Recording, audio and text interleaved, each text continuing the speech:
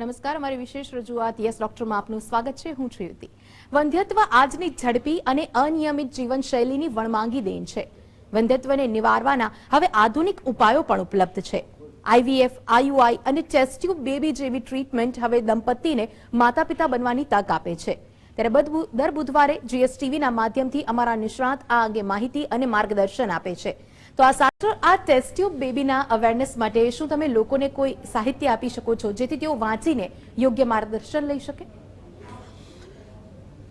હવે test tube baby માટે આવા માર્ગદર્શનોની ખૂબ જ જરૂર પડી આવી છે, કારણ કે આ એક સળગતો પ્રશ્ન, ફેમિલી એસ્ટાબ્લિશમેન્ટનો એક સળગતો પ્રશ્ન જે વારે ઘડીએ વધી રહ્યો છે. આમ તો સાહિત્ય ઇન્ટરનેટ પર ઘણું બધું મળી રહે છે, પણ ઇન્ટરનેટ પર ઘણીવાર સાહિત્ય ખોટું પણ મળતું હોય છે. એ પણ ખાસ જાણવું જરૂરી છે. એટલે એક જ સાહિત્યને વારે ઘડીએ ઇન્ટરનેટની જુદી જુદી વેબસાઇટ અને જુદા જુદા સ્પેશિયાલિસ્ટના ઓપિનિયનોથી જાણીને એને નક્કી કરવું એ પણ ખૂબ જરૂરી થઈ ગયું છે. અને આ જ રીતે હું એવું કહેવા માંગીશ કે અમારા ત્યાં આવી અવેરનેસ માટે વારે ઘડીએ ફેલ જતા વંધત્વ દર્દીઓ માટેનું એક બુકલેટ, પોલિસિસ્ટિક ઓવેરી, જે એક ઇન્ડિયાનો એક સળગતો પ્રશ્ન છે, એ સળગતા પ્રશ્ન માટેનો એક આપણે એમ કહી શકીએ કે એ આપણે ઉપાય એને કરી શકીએ છીએ. અને આ સિવાય હું એવું કહેવા માંગીશ કે આઈયુઆઈ ક્યારે કરાવવું જોઈએ, ફ્રીઝ એમ્બ્રિયોનો શું રોલ છે, નવી ટેકનોલોજી અને આઈવીએફનું રિઝલ્ટ હવે ક્યાં સુધી પહોંચાડી શકાય છે, આવી બધી જ બુકલેટ્સ અમારી પાસે તૈયાર છે. જેટલા બી દર્શક મિત્રો મને સાંભળી રહ્યા છે, તમે આઈવીએફ કરાવો ના કરાવો એનાથી લિસ્ટ નિસ્બત છે, પરંતુ એક પોપ્યુલેશનમાં એક અવેરનેસ પોઈન્ટ ઓફ વ્યૂ હું એવી રિક્વેસ્ટ કરીશ કે આવી બુક્સ તમે ગમે ત્યારે ગમે તે ટાઈમે અમારી હોસ્પિટલના એડ્રેસ પર આવીને એ બુક કલેક્ટ કરી શકો છો, જે તમને ફ્રી ઓફ ચાર્જ મળશે, કે જેથી તમે તમારી રીતે નક્કી કરી શકો કે તમે રાઈટ ડિરેક્શનમાં જઈ રહ્યા છો કે નહીં. અને મારું એવું પણ જોયું છે કે આ બુક વાંચીને, સબ્જેક્ટ વાંચીને તમે એવું પણ નક્કી કરી શકો છો કે ઇન્ટરનેશનલ વેબસાઇટ્સ ને ઇન્ટરનેશનલ લિટરેચર જેટલા બી અવેલેબલ છે, જે લોકો ભણેલા ગણેલા છે, એ લોકો એ વેબસાઇટ અને લિટરેચર્સને લિંકને સિલેક્ટ કરીને આમાં કેટલું સત્ય હકીકત છે એ પોતાની રીતે પણ નક્કી કરી શકે છે. દર્શક મિત્રો, અમારો એ પૂરતો પ્રયાસ છે કે તમારા સુધી કોઈ પણ જે મેડિકલ સાયન્સને, આઈવીએફને, ઇન્ફર્ટિલિટીનું જે પણ સાયન્સ છે એ પૂરેપૂરું પહોંચે, તમે જાતે ડિસાઇડ કરો, અને જેથી તમે ફેલ ઓછા થાવ, તમારા પૈસા ઓછા બગડે, સાયકોલોજીકલ ડિપ્રેશન ઓછા આવે, ઓછા પ્રયત્ન ઝડપી રિઝલ્ટ મળે, એવી મારી આ લિટરેચરથી એક જનરલ અવેરનેસ ફેલાવવાની એક અંદરની ઈચ્છા છે, જે અમે અમારા સેન્ટર પર તમે કોઈ પણ બુધવારે કે કોઈ પણ શનિવારે એપોઇન્ટમેન્ટથી આવીને અને તમે એ લિટરેચર્સ અને એના રિલેટેડ કંઈ બી માહિતી લેવી હોય તો તમે ફ્રી ઓફ ચાર્જ લઈ શકો છો. ડોક્ટર, ત્રીજા દિવસનો ગર્ભ અથવા પાંચમા દિવસના ગર્ભને શું કહેવામાં આવે છે? હવે આ એક બહુ ડિબેટિંગ ક્વેશ્ચન છે, પ્રશ્ન છે. બાય એન્ડ લાર્જ હું એવું કહી શકું કે ગર્ભને ત્રીજા દિવસે ટ્રાન્સફર કરવો કે ગર્ભને પાંચમા દિવસે ટ્રાન્સફર કરવો. જનરલી આમ જોવા જઈએ તો ત્રીજા દિવસના ગર્ભનું પ્રતિનિધિત્વ આપણે કરીએ તો આપણના મગજમાં એક જ પ્રશ્ન થાય કે વંધત્વમાં સ્ત્રી વંધત્વ અને પુરુષ વંધત્વ આ બંનેનું પ્રમાણ જોવા મળે છે. શું ત્રીજા દિવસનો ગર્ભ એ સ્ત્રી વંધત્વ એટલે કે સ્ત્રી અંડાણુ અને પુરુષ વંધત્વ એટલે કે પુરુષ શુક્રાણુ બંનેના જીનેટિક્સનું રિપ્રેઝન્ટેશન કરી શકે કે નહીં? તો હું કહીશ કે 110% નહીં, બંનેનું એ રિપ્રેઝન્ટેશન નથી કરતા. પાંચમા દિવસનો ગર્ભ એ બંને શુક્રાણુ અને અંડાણુ બંનેના જીનેટિક્સનું એટલે કે એને એમ્બ્રિયોનિક જીનોમ કહેવાય, એનું રિપ્રેઝન્ટેશન કરશે. આપણે મતલબ છે બંનેના જીનેટિક્સનું, કારણ કે કોઈ પણ એક જીનેટિક્સ જ્યારે નબળું હોય ત્યારે એ ત્રીજા દિવસે એટલો સારો રિસ્પોન્સ આપતું નથી જે પાંચમા દિવસે આપે છે. અને પાંચમા દિવસે આપણે નક્કી કરી શકીએ છીએ કે ગ્રેડ 1 કક્ષાના પાંચમા દિવસના એમ્બ્રિયો એ એમ્બ્રિયોનિક જીનોમ એટલે કે સ્ત્રી અને પુરુષ બંનેના અંડાણુ અને શુક્રાણુનું રિપ્રેઝન્ટેશન કરતું હોવાથી એ ત્રીજા દિવસના ગર્ભ કરતાં જીનેટિક રીતે સક્ષમ એમ્બ્રિયો છે, અને જેમાં ડૉક્ટર સાયન્ટિફિક રીતે તમને એના પ્રેગ્નન્સી કન્વર્ઝન વિશે વધારે સમજાવી શકે છે અને તમને ઝડપી રિઝલ્ટ માટે પર cycle transfer success rate, let me tell you કે તમને ત્રીજા દિવસના 6 એમ્બ્રિયો હોય અને પાંચમા દિવસના 4 એમ્બ્રિયો હોય, ભલે 2 ઓછા બન્યા, પણ આ પાંચમા દિવસના 2 એમ્બ્રિયો ટ્રાન્સફર કરવાથી પેલા ત્રીજા દિવસના 6 એમ્બ્રિયો 3 વાર ટ્રાન્સફર કરો ત્યારે જે રિઝલ્ટ મળે એ આ પેલા 1 કે 2 વાર ટ્રાન્સફરમાં ઝડપી રિઝલ્ટ મળે. એટલે પર સાયકલ ટ્રાન્સફર સક્સેસ. આજે દરેક દુનિયામાં દરેક વ્યક્તિને એવું જ છે કે મારે જેટલું બને એટલું ઝડપી એક જ પ્રયત્નમાં, જલ્દી પ્રયત્નમાં, એક પ્રયત્નમાં આપણે ના કહી શકીએ પણ જેટલા પ્રયત્નો ઓછા થાય, સમય ઓછા બગડે અને જેટલા ઓછા પ્રયત્નમાં ઝડપી પ્રેગ્નન્સી મળે તો એના માટે 5મા દિવસનું ગર્ભ ટ્રાન્સફર, એનું જીનેટિક પ્રેઝન્સ એ વધારે સક્ષમ છે. અને બીજું એક વાત કરી કે કુદરતી રીતે પણ ગર્ભાશયની કોથળીમાં. ડોક્ટર, આપણી સાથે એક કોલર જોડાયેલા છે, આપણે પહેલા તેમનો સવાલ જાણી લઈએ. જી મનીષાબેન, આપનો સવાલ શું છે? હા મેમ, 45 વર્ષની ઉંમર છે જી. અને ઓપરેશન કરાવેલું છે, તો ઓપરેશન ખોલાવવું હોય તો બેબી થાય? બહુ સરસ પ્રશ્ન પૂછે છે લલિતાબેન ને મારા ખ્યાલથી. મનીષાબેન, તમારો પ્રશ્ન બહુ સરસ છે અને આ પ્રશ્ન વિશે અત્યાર સુધી મને એવું લાગે છે કે આટલા બધા મારા પ્રોગ્રામ્સ થઈ ગયા પણ આ નળી ખોલવાનો પ્રશ્ન કોઈએ મને પૂછ્યો નથી ને મેં એનું વિસ્તૃતમાં ક્યારે બી જવાબ આપ્યો નથી. અને મને બહુ જ આનંદ થાય છે કે નળી ખોલાવી કે ના ખોલાવી એનું અત્યારે શું સ્ટેટસ છે. હું કહી શકું કે 30 વર્ષ પછીની ઉંમર, એક જસ્ટ લક્ષ્મણ રેખા દોરીએ આપણે તો 30 વર્ષ પછીની ઉંમર અને એની એ ઉંમરમાં નળી ખોલાવી કે નહીં એમાં હંમેશા અંડાશયની કોથળીમાં રહેલા સ્ત્રીબીજની સંખ્યા ઉપર નિર્ભર છે. એટલે કે તમારો EMH એટલે ફર્ટિલિટી પાવર, એટલે કે હું કહી શકું કે અંડાશયની કોથળીમાં રહેલા સ્ત્રીબીજની સંખ્યા. હું એવું કહી શકું કે 32 કે 34 વર્ષ પછી તો લગભગ હું ઇન્ડિયન પોપ્યુલેશનને આપણે ઓબ્ઝર્વ કરીએ તો જનરલી ઓવર રિઝર્વ એટલો બધો ઓછો થઈ જતો હોય છે કે એ લોકોએ નળી ખોલાવવાનો કોઈ પ્રયાસ કરવો જોઈએ નહીં.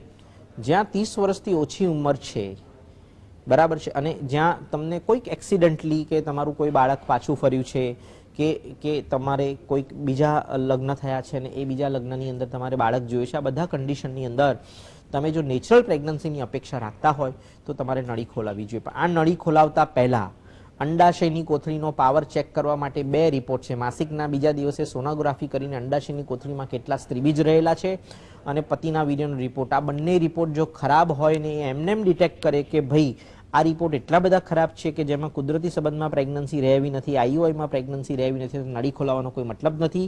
એની અંદર ટેસ્ટ ટ્યુબ બેબી એ સારો આન્સર છે. હવે આજના આધુનિક યુગની અંદર જો કોઈ મને લિટરેટ કપલ, ભણેલું વ્યક્તિ મને એમ પૂછે તો હું એવું બી કહી શકું કે હું એમના રિપોર્ટ જોઈને એવું બી કહી શકું કે તમને હું વધારે ઝડપી, વધારે ઓછા પેનથી ટેસ્ટ બેબીનો ઉપયોગ કરીને તમને ઝડપી પ્રેગ્નન્સી આપી શકીએ. પણ જો માનસિક કન્સેપ્ટ કુદરતી સંબંધનો જ હોય, ના મારે કુદરતી સંબંધમાં જ પ્રેગ્નન્સી જોઈએ છે, ઓછી ઉંમર છે, તો જ હું એવું માનું છું કે એની અંદર આપણે નળી ખોલાવવાનું ઓપરેશન. આ બધામાં પતિના વીર્યનો રિપોર્ટ, અંડાશયની કોથળીમાં સ્ત્રીબીજની સંખ્યા અને નળીનો કેટલો સેગમેન્ટ, એટલે ઓપરેશન કેવું પહેલા કર્યું છે, નળી બહુ જ ટૂંકી થઈ ગઈ હોય, લાંબી ન હોય કારણ કે ઓપરેશનથી બહુ ટૂંકી કરી દીધી હોય, કયો ભાગ એમણે ઓપરેટ કર્યો છે, આ બધી વસ્તુ પર એટલું બધું આધાર રાખે છે કે એને સ્ટ્રીમલાઇન કરીને જો રિઝલ્ટ મળવાનું હોય તો જ દર્દીને આપણે પ્રમોટ કરવા જોઈએ. બાકી બધાની અંદર હું એવું માનું છું કે આજના યુગમાં ટેસ્ટ ટ્યુબ બેબી એ વધારે સક્ષમ છે કમ્પેર ટુ નળી ખોલાવવાનો. અને ખાસ કરીને મનીષાબેનનો જે પ્રશ્ન છે 45 વર્ષે, તો હું એમને એમ કહીશ કે કમ્પ્લીટ નો, 45 વર્ષે નળી ખોલાવાય નહીં. 45 વર્ષે ટેસ્ટ ટ્યુબ બેબી જ કરાવાય. અને ટેસ્ટ ટ્યુબ બેબીમાં આગળ શું કરાવવું એ મારું એમને એટલું જ કહેવું છે. એકવાર હું સોનોગ્રાફી કરું પછી જ તમને કહું કે એમાં આપણે ટેસ્ટ ટ્યુબ બેબીના કયા પ્રકારમાં જઈશું. બાકી 110% બેટા મનીષાબેન કે તમે 45 વર્ષની ઉંમરે નળી ખોલાવાનું ઓપરેશન ન જ કરાવવું જોઈએ. એ એક સાયન્ટિફિક રીતે ક્યાંય શક્ય બને એવું લાગતું નથી. જી ડોક્ટર, વધુ એક કોલર આપણી સાથે જોડાયેલા છે. નીલમબેન, આપનો સવાલ જણાવો. હા, હું નીલમબેન બોલું છું બરોડાથી. જી સર, હું IVF એક વખત કરી ચૂકી છું અને આપના ત્યાં જ કરાવ્યું છે, પહેલી વાર સક્સેસફુલ ગયું પણ છે અને મારા બેબી પણ છે. અને આપના ત્યાં જે 2 બીજ તમારા ત્યાં જે સ્ટોલ કરેલા છે, તો મારા ભવિષ્યમાં કદાચ કઈ ફરીવાર કરવું હોય તો એ જ મૂકો, ફરીવાર પિકઅપ કરવું પડે? નીલમ, તારું આખું નામ બોલીશ મને? દરેક પેશન્ટના ફેસ સાથે બધું આખું નામ બોલીશ. નીલમ? નીલમબેન સંજય કુમાર પ્રજાપતિ. બરાબર છે નીલમ, મને ખ્યાલ જ છે કે તારા 2 એમ્બ્રિયો હજુ મારી પાસે પડ્યા છે. દર્શક મિત્રો, આ બી બહુ જ સુંદર સવાલ છે કે ગર્ભને થીજાવ્યા પછી સપોઝ તમારા મેં 2 ગર્ભ મૂક્યા અને તમને પ્રેગ્નન્સી મળી ગઈ અને તમે પછી 5 વર્ષ પછી તમારે બીજું બાળક જોઈએ છીએ તો અમે તમારા ગર્ભ જે થીજાવેલા હોય એ થીજાવેલા ગર્ભને જો સારા હોય અને ક્વોલિટી વાઇઝ સારા હોય તો ફ્રીઝિંગનો ગર્ભ ઉપર કોઈ આડઅસર થતી નથી. એટલો મતલબ શું થયું કે 8 વર્ષ કે 10 વર્ષ કે 12 વર્ષ કે 25 વર્ષે એ ગર્ભ એની એજ ક્વોલિટીમાં અકબંધ રહે છે. આ એક બહુ સારો એડવાન્ટેજ છે અને અમે એમ જ કહીએ છીએ કે અમે સેમ સાયકલમાં એમ્બ્રિયો ટ્રાન્સફર કરતા જ નથી. અમે ફ્રીઝ કરેલા એમ્બ્રિયો જ મૂકીએ છીએ અને એવું કહી શકીએ અત્યારે 99% હું એવું કહું છું કે fresh cycle transfer success rate દુનિયાના કોઈ પણ ખૂણામાં 15 થી 25% વચ્ચે જ છે. બાકી બધું જ માર્કેટિંગ છે એવું મારું કહેવું છે. સૌથી વધારે રિઝલ્ટ લેવું હોય તો ફ્રીઝ કરેલા એમ્બ્રિયોને મૂકવા જોઈએ અને એના માટે એ ઓર્ગેનાઇઝેશનના પ્રોગ્રામિંગ ઉપર બધો રિઝલ્ટની આધાર રાખે છે અને એ બહુ જ એટલું બધું એમ કહીએ છીએ કે અટપટું છે કે એ પ્રોગ્રામિંગ પ્રોપર ના હોય તો ઘણા સેન્ટર્સ ફક્ત 20-40% આજુબાજુ રિઝલ્ટ આપીને એફઈટીમાં એટલે કે ફ્રીઝ એમ્બ્રિયોમાં પણ આગળ વધી શકતા નથી. અને એવા કન્સેપ્ટ સાથે આગળ વધે છે કે દુનિયાનું કોઈ પણ કોર્નર 40%થી વધારે રિઝલ્ટ આપી શકતું નથી એફઈટી કન્સેપ્ટમાં, જે તદ્દન ખોટું છે. હું એ તમને પુરવાર કરી શકું છું. હું એવું કહી શકું છું કે એફઈટી એટલે કે ફ્રીઝ કરેલા એમ્બ્રિયોને ટ્રાન્સફર કરવાથી તમે આમ કહી શકીએ કે રેન્ડમલી સિલેક્ટ કરો તો પણ 70%થી નીચે રિઝલ્ટ મળી શકતું નથી. એટલે આટલા બધા સારા રિઝલ્ટ માટે એક સારો પ્રોગ્રામની જરૂર છે અને એના માટે હું એવું કહીશ કે ફ્રીઝ કરેલા એમ્બ્રિયોને અમે 5મા દિવસનો જ ફ્રીઝ કરીએ છીએ અને મૂકીએ છીએ. અને દર્શક મિત્રોને એટલું બી કહીશ કે ગમે તેટલા વર્ષો સુધી એ ફ્રીઝ કરેલા એમ્બ્રિયો જ્યારે તમે બીજી પ્રેગ્નન્સી પણ લેવી હોય, તમારે બીજું બાળક પણ લેવું હોય તો એ બીજા ફ્રીઝ કરેલા તમારા એમ્બ્રિયો અમે થો કરીને મૂકીશું, જ્યાં તમારે ફરીવાર પિકઅપ કે ફરીવાર આખી પ્રોસિજરની જરૂર નથી અને ખૂબ જ ઓછા ચાર્જમાં તમે એમ્બ્રિયો ટ્રાન્સફર કરાવી શકો છો. જી ડોક્ટર, આપની સાથે આગળ પણ ચર્ચા કરીશું, પણ તે પહેલા હાલ રોકાઈશું એક બ્રેક માટે.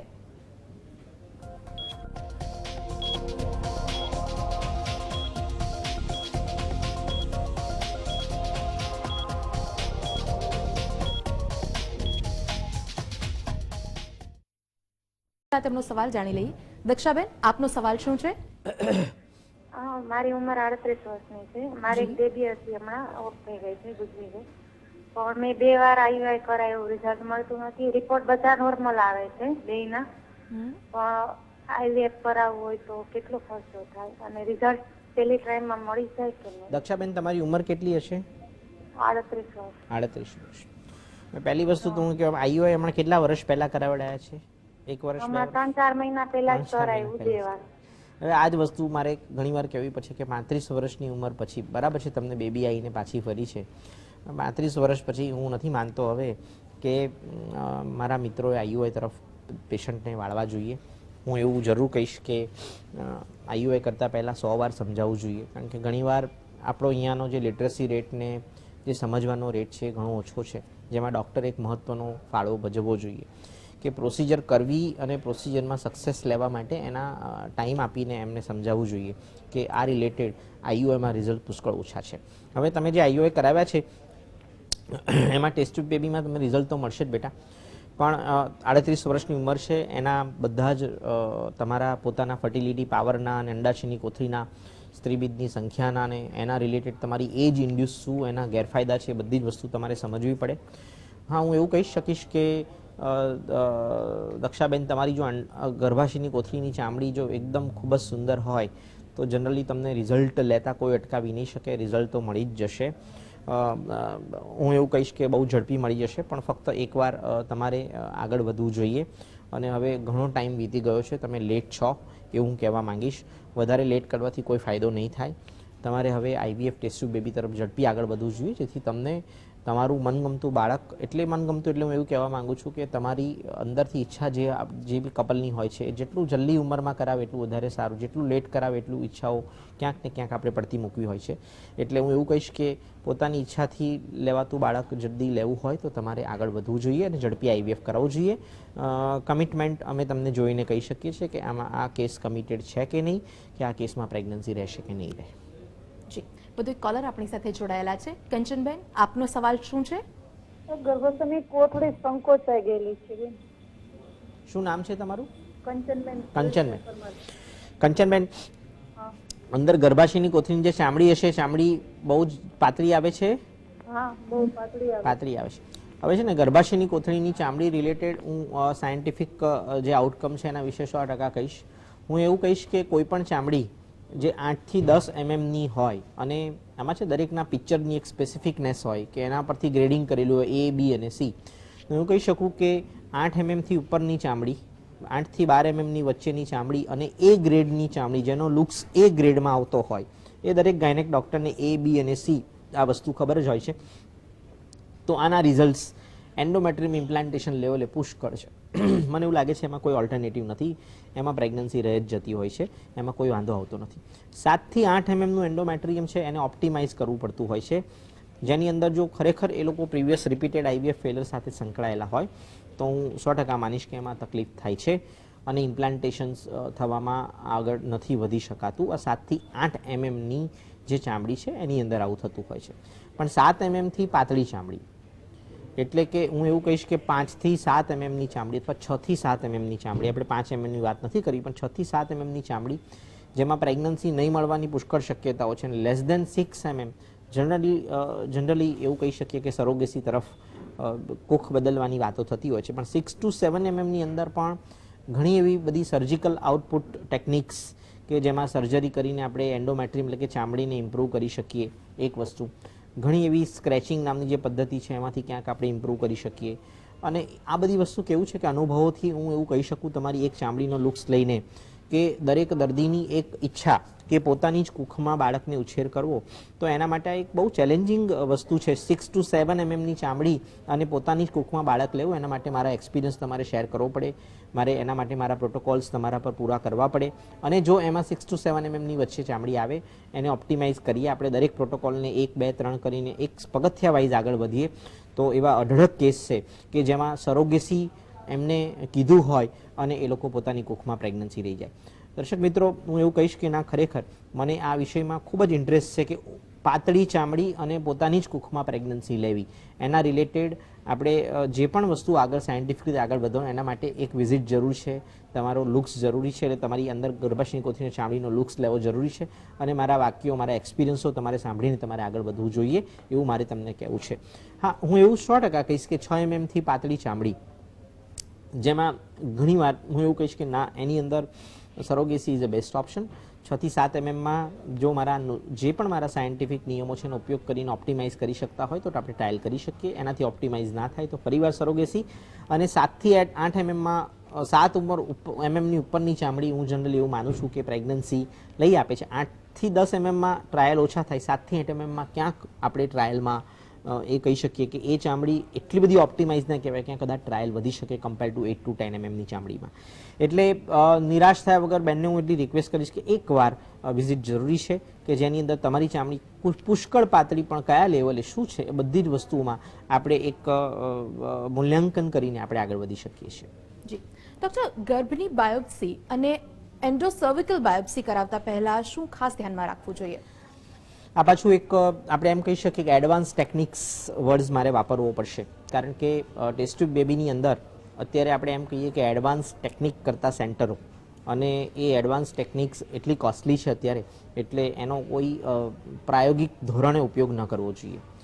હું એવો કહેવા માંગીશ કે ગર્ભની બાયોપ્સીની જરૂર ક્યારે, તો આમ તો એવું કહેવા માંગે છે કે 2 થી 3 વાર, આમ તો 3 વાર કહીએ, 3 વાર તમે ફ્રીઝ કે ફ્રેશ સાયકલ ટ્રાન્સફર 3 વાર ગ્રેડ 1 કક્ષાના 3જા કે 5મા દિવસના, હું જનરલી 5મા દિવસનું જ કહીશ, પણ હવે એ બધી વસ્તુઓને છે ને આપણે અત્યારે કોઈ ડિબેટમાં ઉતરવું નથી, પણ હું એવું કહીશ કે 5મા દિવસના 2 થી 3 વાર એમ્બ્રિયો ટ્રાન્સફર કરાયા અને જેમાં ચામડી 8 થી 10 mmની હોય છતાં પણ તમને રિઝલ્ટ ના મળે, તો આ એક રિકરન્ટ IVF ફેલરમાં તમે વારે ઘડીએ ફેલ જઈ રહ્યા છો જેનું તમને કારણ નથી મળી રહ્યું. શું જીનેટિક કારણ છે કે નહીં એ શોધવા માટે ગર્ભની બાયોપ્સી નિર્દેશિત છે. ઘણું બધું ઊંડાણ છે એની અંદર. મને એવું લાગે છે કે ફક્ત એક જ જવાબમાં હું આને નહીં સમજાઈ શકું, પણ આ one of the one indication. Second વસ્તુ હું કહીશ કે 35 વર્ષથી મોટી ઉંમર, અને એના માટે હું જનરલી મારી age of limit Indian population માટે 37.5 વર્ષ રાખીશ, કારણ કે ઇકોનોમી અને બધી જ વસ્તુ જોવી પડે છે. હું એવું કહીશ કે 37.5 થી ઉપરની સ્ત્રીઓની અંદર યસ, મોર ઇન્ડિકેટેડ કે આપણે ગર્ભની બાયોપ્સી અને પછી આપણે આગળ વધીએ, જેથી આપણને ખબર પડે કે કયો ગર્ભ યુપ્લોઇડ છે કે એન્યુપ્લોઇડ છે, અને યુપ્લોઇડ એમ્બ્રિયો આપણે મૂકીએ તો આપણને એબોર્શન ન થાય અને અનનેસેસરી ટ્રાન્સફર આપણે અટકાવી શકીએ. આ 2 વસ્તુ. અને ત્રીજી વસ્તુ હું એવું કહેવા માંગીશ કે જે અમે ખાસ કરીએ છીએ, એવું કહેવા માંગીએ કે રિકરન્ટ એબોર્શન્સ છે, પતિના વીર્યન રિપોર્ટ પુષ્કળ ખરાબ હોય અને એમ્બ્રિયોની ક્વોલિટી એટલે એમ્બ્રિયો ક્વોલિટેટિવ એમ્બ્રિયો મૂક્યા પછી પણ ઇમ્પ્લાન્ટેશન ના થતો હોય, જ્યાં ચામડી એ કોઝ નથી, એવા બધા કન્ડિશનમાં જેનેટિક મટીરિયલને ચાખીને એટલે કે એને આપણે બાયોપ્સી લઈને જાણી શકીએ કે જીનેટિકલી એ બાળક આગળ વધવા માટે સક્ષમ છે કે નહીં. આ બહુ જ એડવાન્સ ટેકનિક છે જેનો અમે બહુ જ બહોળો ઉપયોગ કરીએ છીએ, ખાસ કરીને રિકરન્ટ આઈવીએફ ફેલર અને વધુ ઉંમરની સ્ત્રીઓ જે પોતાના સ્ત્રી બીજ પર પ્રેગ્નન્સી લેવા માંગે છે, ખૂબ જ ખરાબ વીર્યન રિપોર્ટને પોતાના સ્ત્રી બીજ પર પ્રેગ્નન્સી લેવામાં પુરુષ બીજ પર પ્રેગ્નન્સી લેવા માંગે છે એવા લોકો માટે. જી ડોક્ટર જયેશ, આપ અહીં સ્ટુડિયોમાં આવ્યા, અમારી સાથે ચર્ચામાં જોડાયા તે બદલ આપનો ખૂબ ખૂબ આભાર. તમારી વિશેષ રજૂઆતમાં હાલ બસ આટલું જ. રજા આપશો. નમસ્કાર.